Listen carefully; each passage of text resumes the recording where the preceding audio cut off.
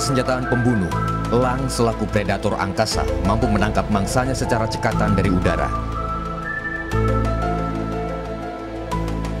Kemampuan memburu dan memakan mangsa sambil terbang dan membawa korbannya lalu bertengger di pepohonan yang tinggi.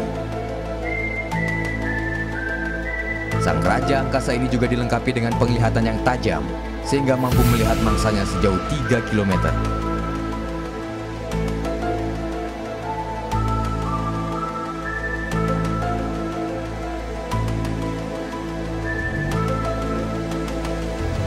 Elang sering terlihat menyambar ikan-ikan kecil yang berenang di permukaan air. Kekaguman kepada keperkasaan elang bondol bahkan telah membuat suku-suku Dayak menjadikannya sebagai lambang keperkasaan.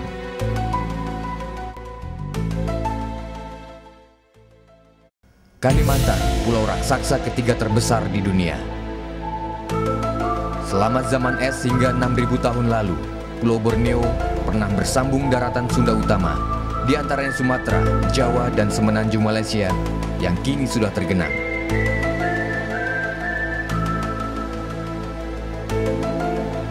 Sungai-sungai Kalimantan terbentuk pada zaman kuarter ketika zaman es mencair. Kalimantan terpisah dari Asia.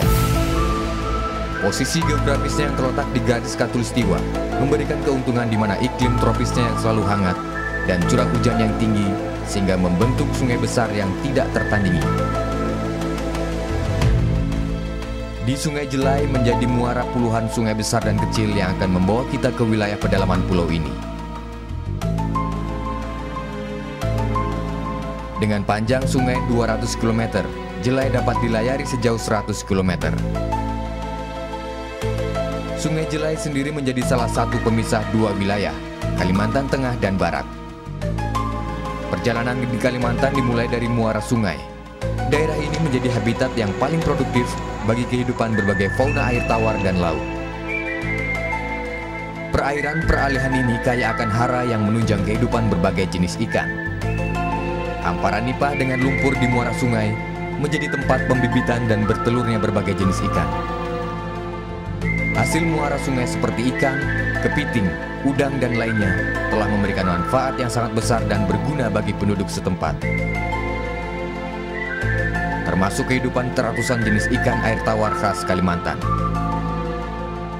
Ikan-ikan ini hidup di sungai dengan air yang keruh berlumpur, sehingga mereka telah beradaptasi dengan lingkungan, di mana terjadi perubahan bentuk tubuh serta perilaku, sehingga memiliki keunikan tersendiri. Beberapa jenis ikan berkumis seperti lele, lais, patin, menetap di lahan basah Kalimantan. Dengan sungut yang dimilikinya, membantu ikan-ikan ini mengidentifikasi mangsa dan beradaptasi dengan kondisi lingkungannya. Yang paling menarik, sungai-sungai alami di Kalimantan mempunyai air yang berwarna hitam kemerah-merahan. Warna ini berasal dari tumbuhan mati yang terendam gambut dan mengalir melalui akar-akar pohon yang mengandung zat tanin. Zat ini menyebabkan air sungai menjadi coklat layaknya air teh. Zat ini tidak berbahaya, akan tetapi bersifat sangat asam. Meski demikian, flora dan fauna Kalimantan mampu beradaptasi di lingkungan asam yang sangat ekstrim sejak ribuan tahun silam.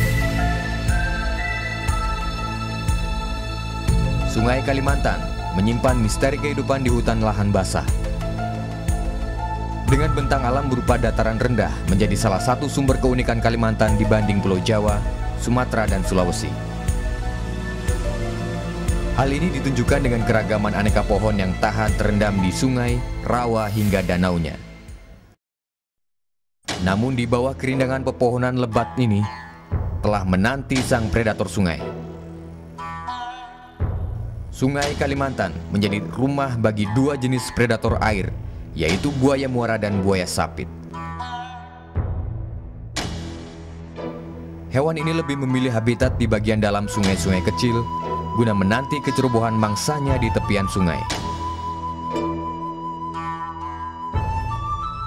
Gerakan air di permukaan sungai menjadi petanda maut bagi hewan-hewan ceroboh yang akan membangunkan sang predator.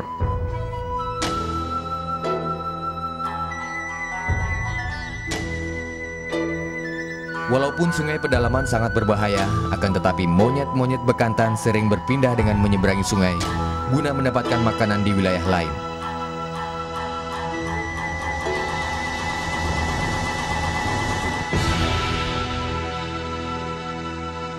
Bekantan diketahui sebagai perenang yang ulung karena dilengkapi selaput renang di bagian tangan dan kaki seperti yang dimiliki kodok. Monyet unik ini dapat kita temukan ketika menyusuri sungai, di mana bekantan sedang bertengger di bawah pepohonan di tepian sungai. Monyet jantan mudah dikenali dengan hidungnya yang mancung. Sungai-sungai di hutan tropis Kalimantan memiliki 13 jenis monyet dan kera.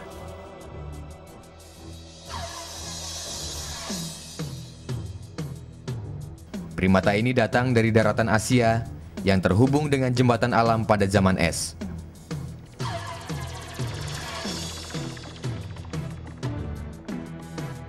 Fauna Kalimantan menggambarkan sejarah geologi pulau ini dan hubungannya dengan daratan Asia di masa lampau.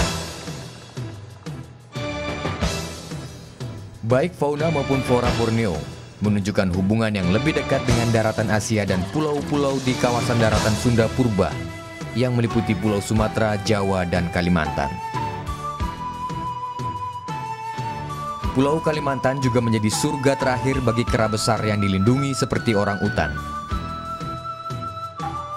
Kecerdasan yang paling unik bagi orang utan adalah kemampuannya belajar.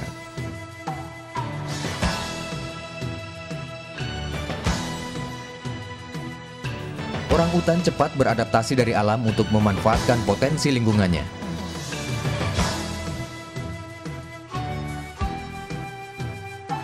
Satwa ini mampu mengenali dirinya sendiri.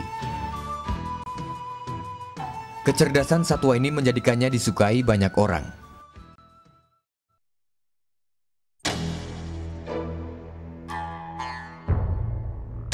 Di atas pohon-pohon besar ini juga bertengger satwa lainnya, yakni para pemburu bersayap yang tenang menunggu mangsanya. Aneka jenis burung bangau, kuntul, raja udang mudah ditemukan di tepian sungai. Lahan basah air tawar di Sungai Jelai menjadi surga bagi pemangsa udara ini. Selama ratusan tahun, topografi Kalimantan yang sangat rendah telah membawa keuntungan bagi masyarakat dengan menjadikan sungai-sungai ini sebagai sarana ekonomi dan transportasi.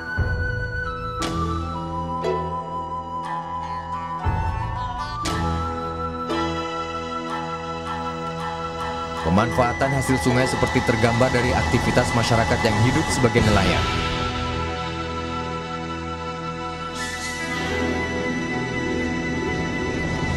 Darwis adalah salah satu dari sekian nelayan di wilayah ini.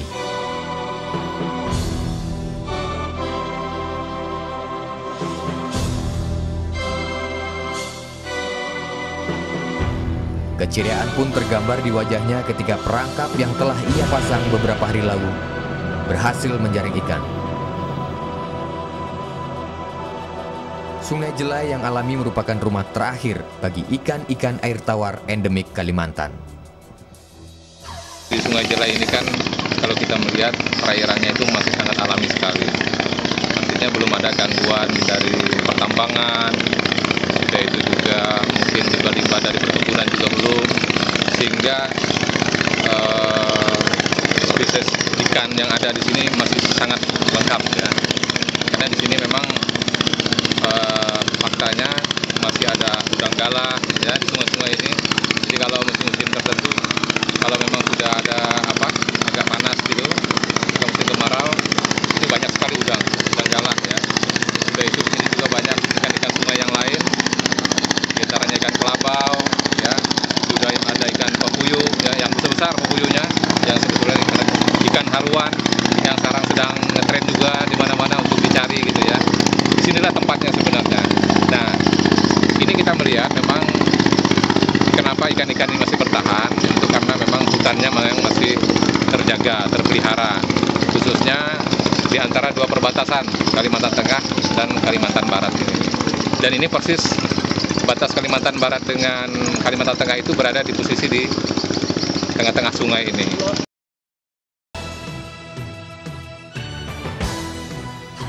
Para nelayan di Sungai Jelai sangat bergantung pada perubahan iklim. Mereka mengenal musim timur sebagai saat untuk memanen alam, dan musim barat adalah waktu istirahat. Ini belum musim ngena nih. Dia surut nanti. Karena kalau ini belum bisa diturunkan, masih dalam nih. Oh, tunggu air surut lah ya? Tunggu air surut kering ini. Banyak Bu dapatnya? Kadang-kadang dapat, tidak tentu Bang Mas. Nunggu apa? Nunggu timur kering. Timur Kering air nih.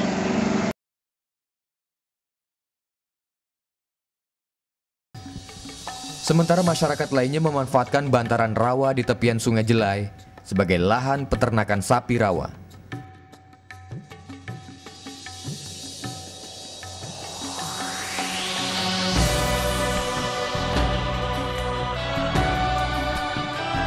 Para peternak melepaskan sapi-sapi mereka guna mencari makanannya sendiri dan akan kembali ke dalam kandangnya kala sore hari.